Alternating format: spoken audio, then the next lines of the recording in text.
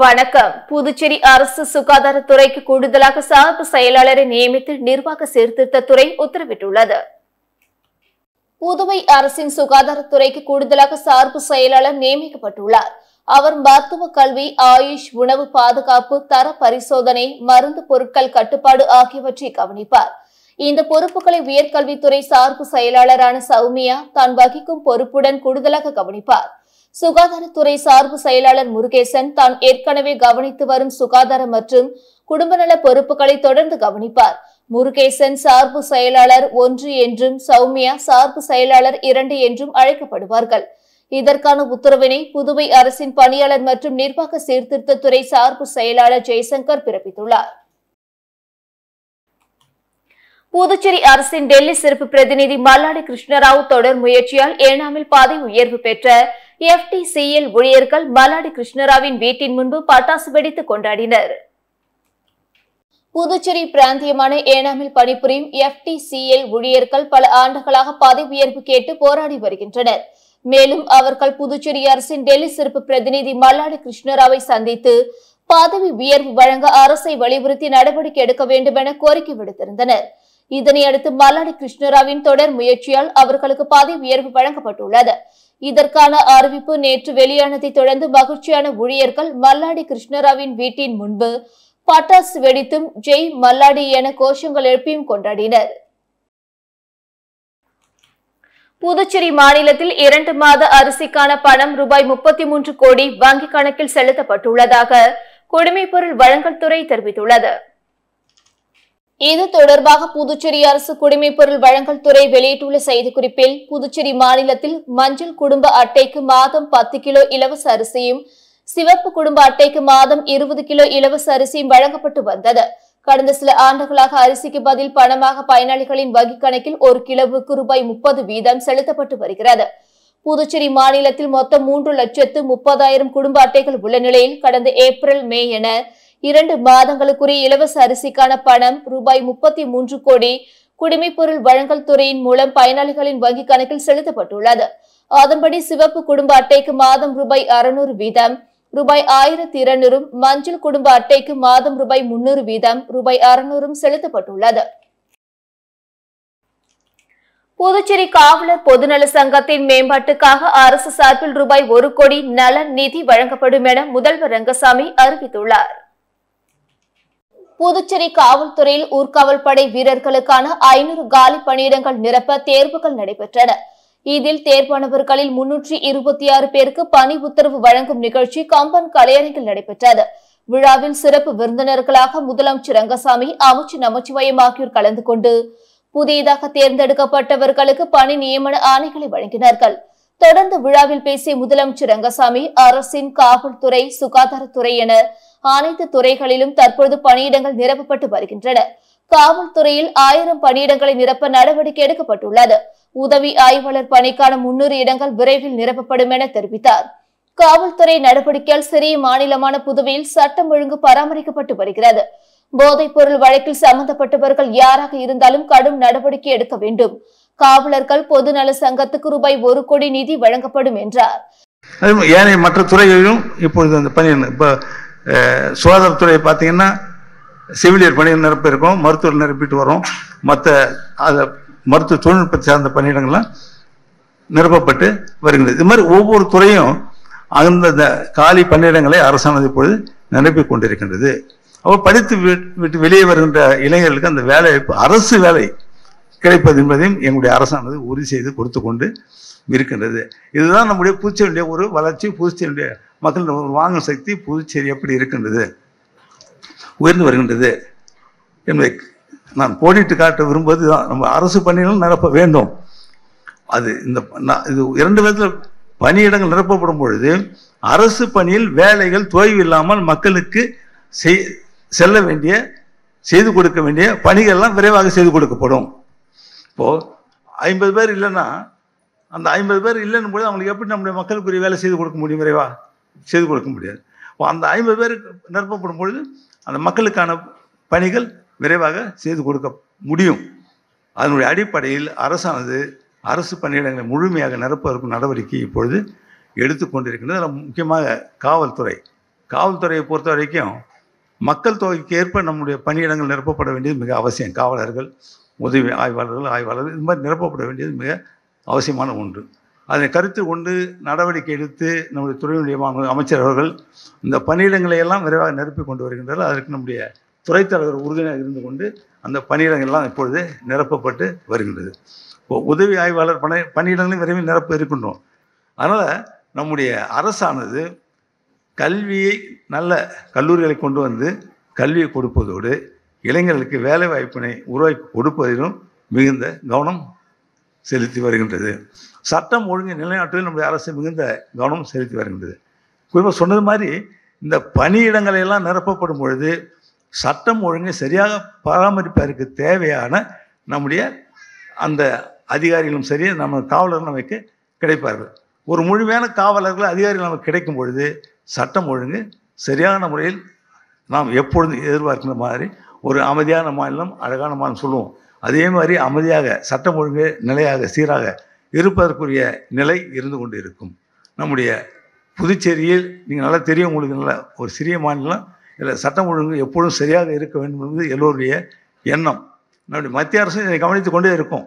நம்முடைய புதுச்சேரியில் எப்படி சட்டம் ஒழுங்கு இருந்து கொண்டு இருக்கின்றது. அதனுடைய அடிப்படையில் நாம் துறையை பலப்படுத்தி சட்டம் ஒழுங்கை சரியாக வைத்திருப்பதற்கு நடவடிக்கை நாம் எடுத்துக்கொண்டிருக்கின்றோம். அதே மாதிரி இப்போ நம்ம இருக்கின்ற உங்களுக்கு நல்லா தெரியும், போதை பழக்க வழக்கங்களுக்கு சின்ன சின்ன பிள்ளைங்கள்லாம் ஆளாயிடுறாங்க அப்படின்னு ஒரு குற்றச்சாட்டு இருந்து கொண்டு இருந்தது. இப்பொழுது சற்று குறைந்து வருகின்றது. காரணம் நம்ம துறை எடுத்து வருகின்ற நடவடிக்கை. அதில் யாராக இருந்தாலும் பாரபட்சம் இல்லாமல் தண்டிக்கப்பட வேண்டும் என்பது அரசுடைய எண்ணம். அதனை நம்முடைய காவல்துறை இப்போ சரியாக செய்து அது போன்ற குற்றங்கள் குறைவாக வருவதை நீங்கள் பார்க்கலாம். இந்த நிகழ்ச்சியில் காவல் தலைமை இயக்குநர் ஸ்ரீனிவாஸ், சட்டமன்ற உறுப்பினர் அனிபால் கென்னடி உட்பட பலர் கலந்து கொண்டனர். அரசு மற்றும் தனியார் கல்லூரிகளில் ஆதி திராவிடர் பழங்குடியினர் மாணவர்களிடம் கல்வி கட்டணம் கேட்டு வற்புறுத்தக் கூடாது என ஆதி திராவிடர் நலத்துறை இயக்குநர் இளங்கோவன் அறிவுறுத்தியுள்ளார்.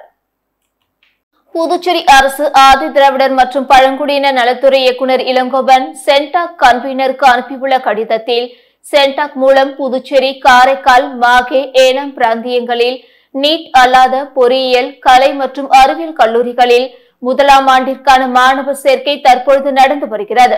இதில் சென்டாக் மூலம் அரசு மற்றும் தனியார் கல்லூரிகளில் சேர்க்கை பெற்ற ஆதி திராவிடர் மற்றும் பழங்குடியினர் மாணவர்களை கல்லூரி நிர்வாகம் சேர்க்கையின் போது கட்டணம் செலுத்த வேண்டும் என வலியுறுத்துவதாக புகார்கள் வந்துள்ளது.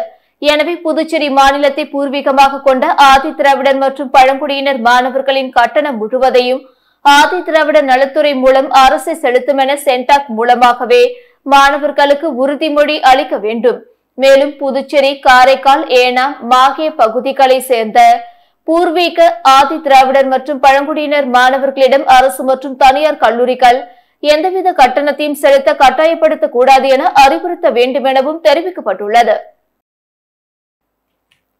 மணவெளி சிவலிங்கபுரம் பகுதியில் அமைந்துள்ள சிவ சைலநாதர் ஆலய 60ஆம் ஆண்டு தேர் திருவிழாவில் சபாநாயகர் செல்வம் உட்பட திரளான பக்தர்கள் பங்கேற்று தேரினை வடம் பிடித்து சாமி தரிசனம் செய்தனர். மணவெளி தொகுதிக்குட்பட்ட மணவெளி சிவலிங்கபுரம் பகுதியில் எழுந்தருளி உள்ள அருள்மிகு ஸ்ரீ திரிபுர சுந்தரி உடனுரை சிவ சைலநாதர் ஆலய 60ஆம் ஆண்டு பிரம்மோற்சவ விழாவில் திருத்தேர் வீதி உலா இன்று வெகு விமர்சையாக நடைபெற்றது.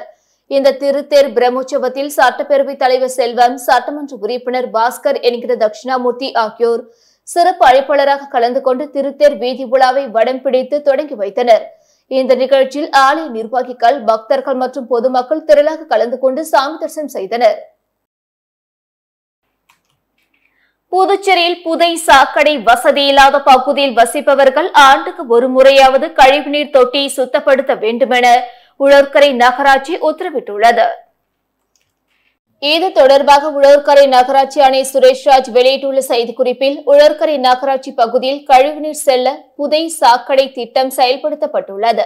எனவே வீடுகள், நிறுவனங்கள் புதை சாக்கடை இணைப்பை முறைப்படி பெற வேண்டும்.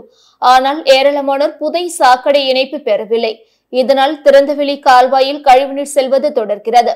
எனவே பொதுப்பணித்துறையை அணுகி புதை சாக்கடை இணைப்பை அனைவரும் பெற வேண்டும். புதை சாக்கடை திட்டமில்லாத பகுதிகளில் வசிப்போர் வீடுகளில் உள்ள கழிவுநீர் தொட்டி ஆண்டுக்கு ஒரு முறையாவது சுத்தப்படுத்த வேண்டுமென குறிப்பிடப்பட்டுள்ளது.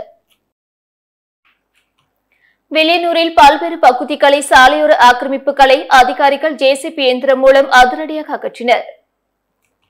புதுச்சேரி நகர பகுதியில் சாலையோர ஆக்கிரமிப்புகள் அகற்றும் பணி தொடர்ந்து நடைபெற்று வருகிறது.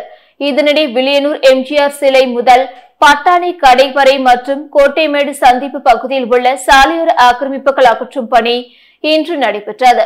இதில் பொதுப்பணித்துறை ஊழியர்கள் மற்றும் நகராட்சி ஊழியர்கள் ஜேசிபி இயந்திரம் மூலம் ஆக்கிரமிப்புகளை அகற்றினர்.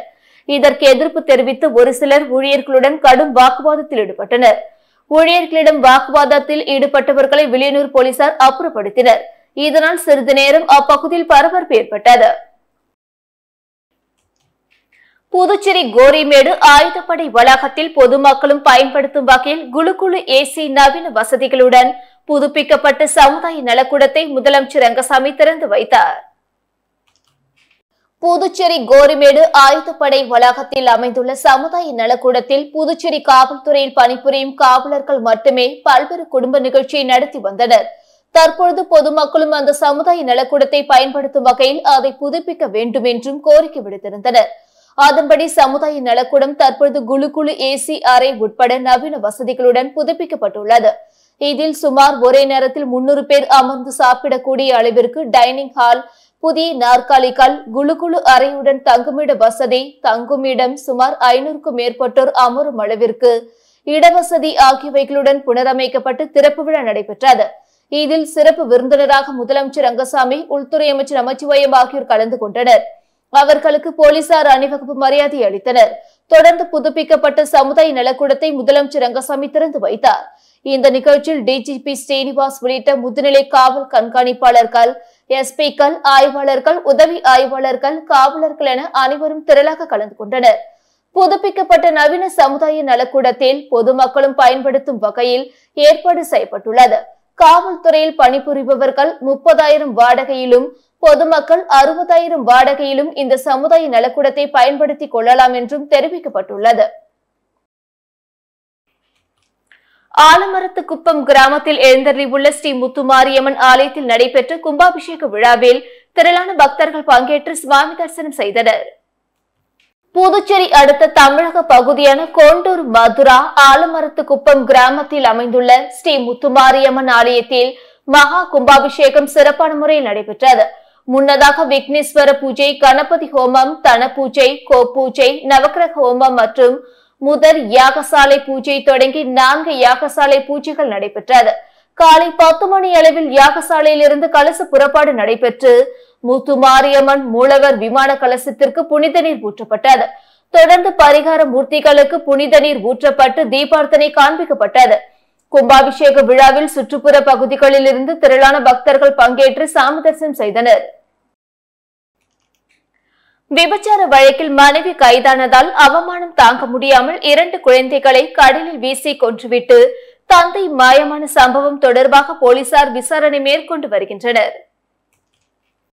இவர்களுக்கு 4 வயது ஜோவிதா மற்றும் 1.5 வயது குழந்தை சஸ்மிதா என 2 பெண் குழந்தைகள் உள்ளனர். இதனிடையே கடந்த வாரம் கணவன் மனைவிக்கிடையில் தகராறு ஏற்பட்டுள்ளது. இதில் ஆனந்தவேலு தனது 2 குழந்தைகளையும் அழைத்துக் கொண்டு கூனிமேடு குப்பத்திற்கு கடந்த 10ஆம் தேதி வந்துவிட்டார். இதனிடையே கௌசல்யா புதுவை ரெயின்போ நகரில் அழகிகளை வைத்து விபச்சாரம் நடத்தியதாக பெரியகடை போலீசாரால் கைது செய்யப்பட்டார். இது குறித்து தகவல் அறிந்த ஆனந்தவேலு அவமானம் தாங்காமல் தனது 2 குழந்தைகளையும் கடலில் வீசிவிட்டு மாயமாகி விட்டார் என கூறப்படுகிறது. இந்த நிலையில் கூனிமேடு கடற்கரையோரம் ஒரு பெண் குழந்தையின் உடலும், அனுமந்தை குப்பம் கடற்கரை ஓரம் மற்றொரு பெண் குழந்தையின் உடலும் கரை ஒதுங்கி கிடந்தது. இது தொடர்பாக மரக்காணம் போலீசார் வழக்கு பதிவு செய்து விசாரணை மேற்கொண்டு வருகின்றனர். புதுவை அரசின் குரூப் பி அரசிதழ் பதிவு பெறாத பணியிடங்களுக்கு 2 ஆண்டுகள் வயது தளர்வு அளிக்க மத்திய அரசு மறுத்துவிட்டதாக தெரிவிக்கப்பட்டுள்ளது. புதுவை அரசின் பணியாளர்கள் மற்றும் நிர்வாக சீர்திருத்த துறையின் சார்பு செயலர் ஜெய்சங்கர் சம்பந்தப்பட்ட துறைகளுக்கு வெளியிட்டுள்ள சுற்றறிக்கையில் புதுவை அரசு நிர்வாகத்தில் உள்ள குரூப் பி அரசிதழ் பதிவு பெறாத பணியிடங்களுக்கான ஆட்கள் சேர்க்கையில் அதிகபட்ச வயது வரம்புக்கு 2 ஆண்டுகள் தளர்வு அளிக்க மத்திய அரசுக்கு முன்மொழியப்பட்டது. இது குறித்து மத்திய உள்துறை அமைச்சகம் பணியாளர் மற்றும் பயிற்சி துறையுடன் ஆலோசிக்கப்பட்டது. ஆனால் வயது தளர்வுக்கு மத்திய அரசு ஒப்புக்கொள்ளவில்லை.